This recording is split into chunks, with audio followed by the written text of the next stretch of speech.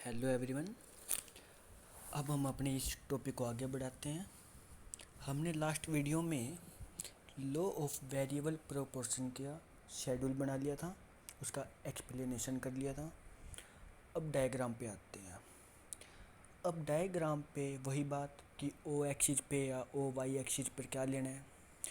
तो देखो, हमने डेफिनेशन में क्या पढ़ा था, हमारा मेन कंक्लूजन क्या निकल के आया कि इससे हमें ये पता चलता है कि जब एक वेरिएबल फैक्टर के साथ एक फिक्स्ड फैक्टर का यूज किया जाता है तो इसका रिजल्ट ये आता है भी स्टार्टिंग में जो हमारा प्रोडक्शन है वो इंक्रीजिंग रेट से बढ़ रहा है, फिर डिमिनिशिंग रेट से बढ़ेगा, फिर नेगेटिव रेट में।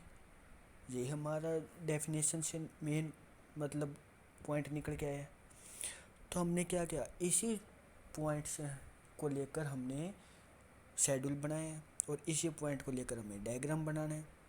तो अब देखो, हमें एक तो प्रोडक्शन बताना पड़ेगा डायग्राम के अंदर। हाँ भी, एक टाइम ऐसा आएगा जब वो इंक्रीज होता है after a particular period, diminishing and negative. तो प्रोडक्शन का तो ये तीनों चीज़ बतानी पड़ेगी, बढ़ता हुआ, घटता हुआ, नेगेटिव में। क्लियर है? किसकी वजह से हो रही है? फैक्टर, वेरिएबल फैक्टर की बढ़ाने की वजह से ये सब कुछ हो रहा है। फिक्स्ड फैक्टर तो फिक्स है, ये जो प्रोडक्शन में चेंज आ रहा है किसकी वजह से आ रहा है? वेरिएबल फैक्टर की वजह से आ रहा है। तो हम क्या करेंगे, हमें ये पता चल गया है कि हमें एक वेरिएबल फैक्टर लेना है और एक हमें प्रोडक्शन लेना है। ठीक है। और जब भी कोई चीज़ यूनिट्स के अंदर होती है वो हम क्या लेते हैं कि मतलब वेरिएबल फैक्टर की वजह से प्रोडक्शन में चेंज आ रहा है, तो जिसकी वजह से जो चेंज आ रहा है वो हम ओ एक्स एक्सिस पर लेते हैं और जिसमें चेंज आ रहा है वो हम ओ वाई एक्सिस पर लेते हैं। तो हमने क्या लिया, ओ एक्सिस पर हमने वेरिएबल फैक्टर की यूनिट्स मतलब लेबर को लिया। ठीक है। उसके बाद ओ वाई एक्सिस पर हमने टोटल प्रोडक्शन लिया एंड नीचे जो है साथ में जो डायग्राम बना हुआ है वहाँ पे हमने average product and marginal product भी लिया। ओके। वैसे तो हम इन तीनों को हम एक डायग्राम में दिखा सकते हैं कि जहाँ पर आपका टोटल प्रोडक्ट आपने दिखाया है उसी डायग्राम में हम इसे एवरेज प्रोडक्ट और मार्जिनल प्रोडक्ट दिखा सकते हैं। बट इतना समझ में नहीं आ पाता आपको ये कि जैसे अब ये फर्स्ट पॉइंट मैच हो रहा है ई से एच तक का, वहाँ पे थोड़ी सी दिक्कत आती, इसलिए इसको अलग से बनाया गया। अगर आप चाहे तो इसको एक डायग्राम में भी बना सकते हो। इसलिए यहाँ पे आपको ज़्यादा मतलब बड़े साफ दिखेगा, ये ज़्यादा बेटर रहेगा। बाकी एज यू विश। तो इसमें देखो हमें पता चल गया भी ओ एक्स एक्सिस पर क्या लेना है और ओ वाई एक्सिस पर हमें क्या लेना है। क्लियर है? अब देखो हमने क्या किया, हमें ये शेड्यूल के हिसाब से इसको बनाया गया है कि टोटल प्रोडक्ट जैसे जैसे वेरिएबल फैक्टर बढ़ रहा है टोटल प्रोडक्ट पहले बढ़ रहा है। वो देखो पहले हमारा जीरो से स्टार्ट हुआ कि जब वेरिएबल फैक्टर की जीरो यूनिट है तो जीरो ही प्रोडक्शन है। ठीक है। इस तरह से एक है तो दो, इस तरह से बढ़ता गया। ये देखो ये ए तक तो बढ़ रहा है, वेरिएबल फैक्टर की थर्ड इकाई तक ये बढ़ रहा है। देखा है हमने, यहाँ पे ऊपर 9 तक गया हुआ है। उसके बाद ये बढ़ तो अभी भी रहा है but second stage diminishing rate में, जो कि हमें आगे दिखाया गया है। फिर उसके बाद देखो ये आपकी टोटल प्रोडक्ट वाली लाइन नीचे की ओर आनी शुरू हो जाती है, मतलब नेगेटिव रेट। क्लियर है? और इन्हीं पॉइंट्स को लेकर, शेड्यूल के पॉइंट को लेकर हमने एमपी और एपी बनाई है नीचे। क्लियर है? ये आपकी बनाई गई है यहाँ पे। ओके। अब देखो क्या होता है कि इसके अंदर 3 स्टेज दिखा दी गई हैं। First stage point of inflection. Point of inflection. अब ये पॉइंट ऑफ इन्फ्लेक्शन क्या होता है, यहाँ पे जब एक फर्म, यहाँ तक एक फर्म जो प्रोग्रेस करती है, एक सिग्निफिकेंट चेंज आना शुरू हो जाता है। अब हमने देखा यहाँ तक हमारा टोटल प्रोडक्ट बढ़ रहा है, उसके बाद चेंज आना शुरू हो जाएगा। ठीक है। तो जहाँ से वो चेंज आना एक तरह से एक टर्निंग पॉइंट है आपका। ठीक है। इसके बाद क्या हो सकता है, प्रोडक्शन पॉजिटिव में भी रह सकता है, नेगेटिव में भी रह सकता है, एक्सपेक्टेड है, कुछ भी रिजल्ट आ सकता है। ठीक है, मतलब एक प्रोग्रेस, फर्म के एक प्रोग्रेस के बाद जब एक सिग्निफिकेंट चेंज आना शुरू हो जाता है, वो पॉइंट आपका इन्फ्लेक्शन पॉइंट कहलाता है। ओके, अब ये देखो यहाँ तक बढ़ रहा था हमें पता है, उसके बाद चेंज आना शुरू हो गया कि प्रोडक्शन डिमिनिशिंग रेट से बढ़ना शुरू हो गया। तो यहाँ से ये ई पॉइंट और नीचे ये देखो एच पॉइंट, ये जो ब्लैक कलर में है ये आपकी एम पी है और रेड कलर में ये आपकी ए पी है। अब यहाँ तक देखो ये दोनों भी बढ़ रहे हैं, एम पी भी देखो ऊपर जा रहा था, मैक्सिमम हो चुका है यहाँ तक, और ए पी भी आपका बढ़ रहा है। ठीक है, इसके बाद ये गिरने शुरू हो जाएंगे, थर्ड इकाई पर है, थर्ड यूनिट पर है दोनों। अब देखो टोटल प्रोडक्शन आगे आता है आपका सेकंड स्टेज के एंड जी तक। इस पॉइंट को आपको कहा गया है सैचुरेशन पॉइंट। सैचुरेशन पॉइंट एक ऐसा पॉइंट है, एक सेटिस्फैक्शन पॉइंट एक तरह से, कि यहाँ एक प्रोड्यूसर सेटिस्फैक्शन है मिला हुआ उसको भी, जितनी उसकी कैपेसिटी है फिक्स्ड फैक्टर की उतना उसने यूज कर लिया है, फुल यूटिलाइजेशन कर लिया है। यहाँ पे उसका एक सैचुरेशन पॉइंट, एक तरह से सेटिस्फैक्शन पॉइंट है ये आपका। ओके, यहाँ ये आपका टोटल प्रोडक्शन मैक्सिमम हो चुका है, और यहाँ पे देखो एम पी आपकी जीरो आ चुकी है। ऊपर ये भी हमने जो डायग्राम शेड्यूल में किया है कि जब आपका मैक्सिमम 12 टोटल प्रोडक्शन होता है तो एम पी आपकी जीरो होती है। ठीक है, और ए पी आपकी नेगेटिव या जीरो कभी भी नहीं होती है। ओके, नेक्स्ट ये सेकंड स्टेज थी। उसके बाद क्या है, टोटल प्रोडक्शन ने गिरना स्टार्ट कर दिया, तो एम पी क्या होगी नेगेटिव में, ये देखो नीचे की तरफ आ रही है, और ए पी थोड़ा और झुक जाती है। क्लियर है, सेम मतलब वही डायग्राम वाले को हमने सॉरी डेफिनेशन वाले पॉइंट को हमने एक्सप्लेनेशन किया है विद डायग्राम। ओके, अब देखो इसमें पहला पॉइंट क्या दे रखा है, the number of labour is shown on O X axis, quantity of production is shown on O Y axis. Okay, first stage O to A increasing T P and M P. जब पहली stage आपकी है वहाँ तक आपका T P बढ़ रहा है, ओ से लेकर ई तक, एम पी भी बढ़ रहा है, एक तरह से ए पी भी बढ़ेगा। ओके, सेकंड स्टेज ई से लेकर जी तक increasing T P at decreasing rate and decreasing M P. पता चल ही रहा है भी एम पी ने कम होना शुरू कर दिया है, बट टी पी बढ़ तो अभी भी रहा है, बट डिक्रीजिंग रेट पे। Okay, third stage after point G declining T P and negative M P. Okay, कि टी पी ने कम होना शुरू कर दिया है एंड एम पी नेगेटिव हो चुका है। ठीक है, कंक्लूजन क्या निकल के आए इस हमारे लॉ ऑफ वेरिएबल प्रोपोर्शन से, रेशनल प्रोड्यूसर कौन सा होता है कि जो एक मतलब कि एक्सपीरियंस वाला बंदा है, मतलब जिसे कोई प्रॉब्लम नहीं है, एक तरह से इसको हम कह सकते हैं रेशनल प्रोड्यूसर, जो किस प्रकार की कोई मतलब जो एक महत्वपूर्ण रोल निभाते हैं फर्म के अंदर। ठीक है, कि उसको किसी तरह की कोई बीमारी नहीं है, लत नहीं है एक तरह से उसको किसी तरह की। ठीक है, rational producer always get second stage of production, हमेशा क्या करेगा सेकंड स्टेज में प्रोडक्शन करेगा, because total product is maximum and marginal product become positive. क्योंकि यहाँ पे क्या है, टोटल प्रोडक्शन आपका मैक्सिमम है एंड मार्जिनल प्रोडक्ट आपका पॉजिटिव में रहता है, मतलब शून्य है तो भी पॉजिटिव के अंदर ही है।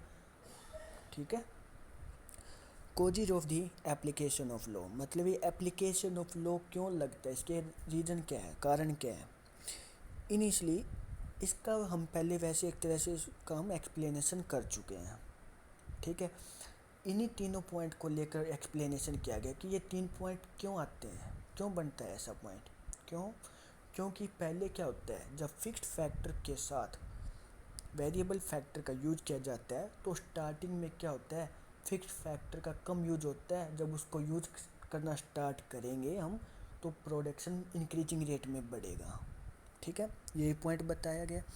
Initially the quantity of variable input labour is so small that the fixed input land can not be efficiently utilised.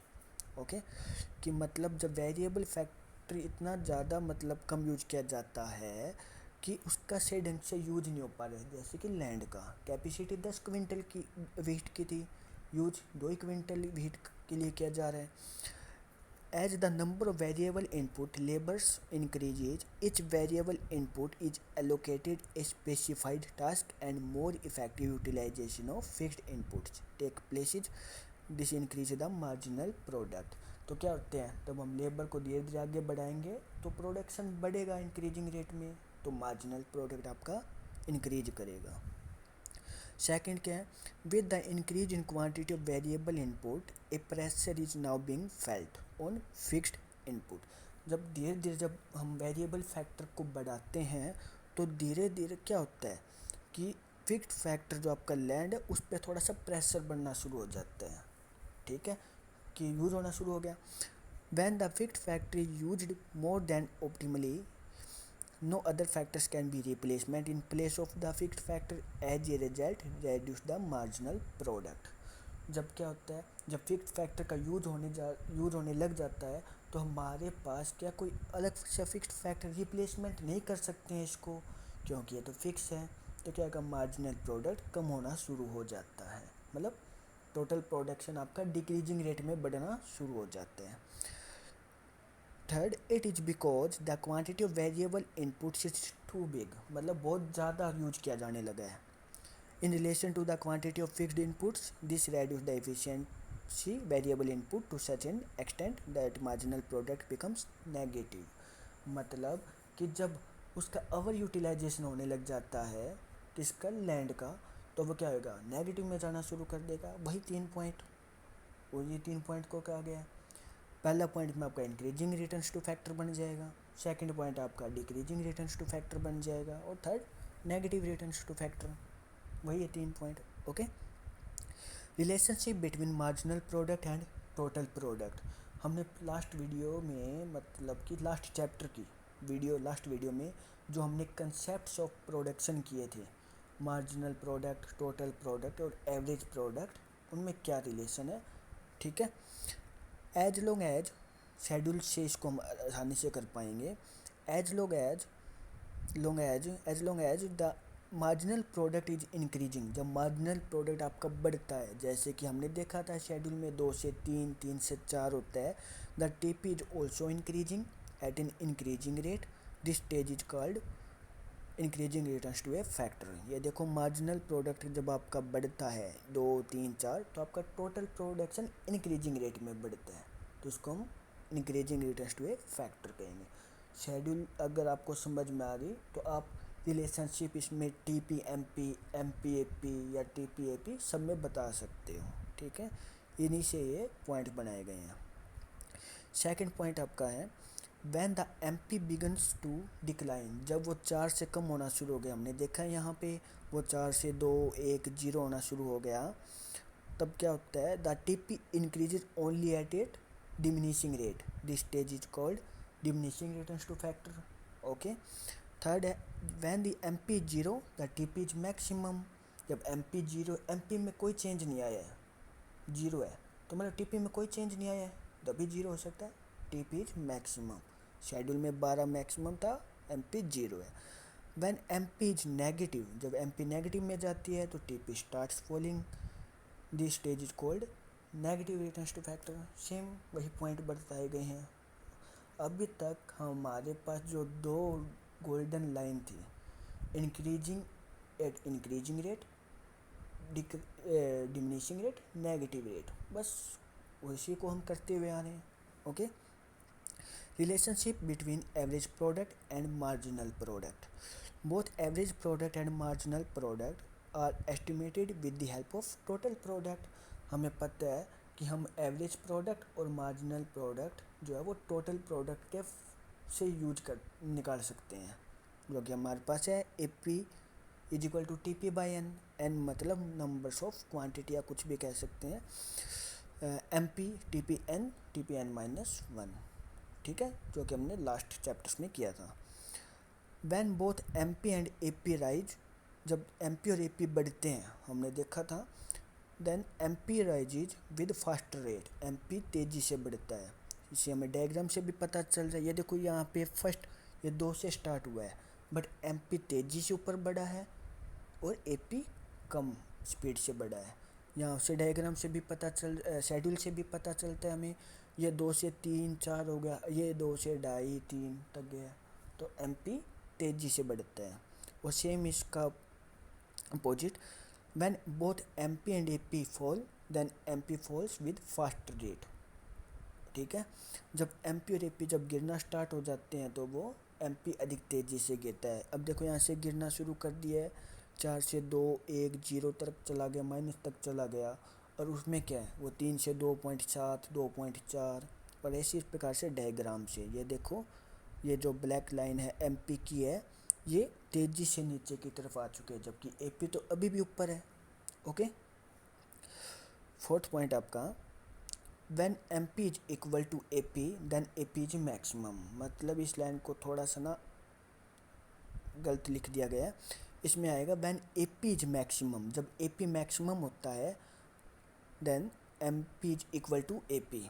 मतलब कहने का है, अब ये देखो एपी मैक्सिमम आपका कहाँ पे होता है 3 पे, then AP is equal to MP होता है। कैसे, अब देखो 4 से लेकर 2 तक आएंगे, 4 से लेकर 2 तक आएंगे हम, तो बीच में 3 तो आया ही होगा, कहीं ना कहीं कट करेगा ये एपी को। डायग्राम से देखो, ये देखो ये 4 पर ऊपर हमारे एमपी की ब्लैक लाइन है, ठीक है, नीचे अब ये देखो ये 3 पे मैक्सिमम है।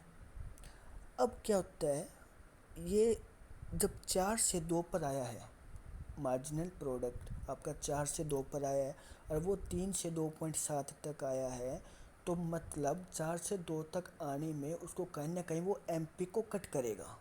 मार्जिनल प्रोडक्ट कहीं ना कहीं कट कर, ये देखो यहाँ पे ये जो पॉइंट है यहाँ पे ये आपका कट कर रहा है, जिसे आई नाम दिया गया है, मतलब ये कट कर रहा है। तो यहाँ पे एपी और एमपी जो कट कर रहा है, तो मतलब ये इक्वल है यहाँ पे, तभी तो कट करेंगे ना। जब एमपी और एपी कहीं ना कहीं इक्वल होंगे तभी तो ये डायग्राम में कहीं ना कहीं कट करेंगे। तो इसलिए ये बताया गया है कि then AP is maximum, when AP is maximum then MP is equal to AP. उसके बाद एपी गिरना शुरू हो जाता है। अरे आपको पता है जब एपी गिरेगा तो एमपी गिरेगा, बल्कि फास्टर रेट से गिरेगा। ओके, फिफ्थ पॉइंट आपका दे रखा है, after a particular level MP becomes negative but AP remains positive. Clear है, the average product is always positive but the marginal product can be positive, zero और even negative. तीनों ये देख रहे हैं हम, शेड्यूल में हमने किया है कि वो पॉजिटिव भी है, जीरो भी है एंड नेगेटिव भी है, बट एपी तो पॉजिटिव ही रहेगा, not zero and negative. Clear है, ये शेड्यूल से आपको आराम से समझ में आ जाएगा। आगे हमारा है next topic, law of production. ये वही आपका returns to a factor and returns to a scale है, जो हम नेक्स्ट वीडियो में करेंगे। Okay, thank you.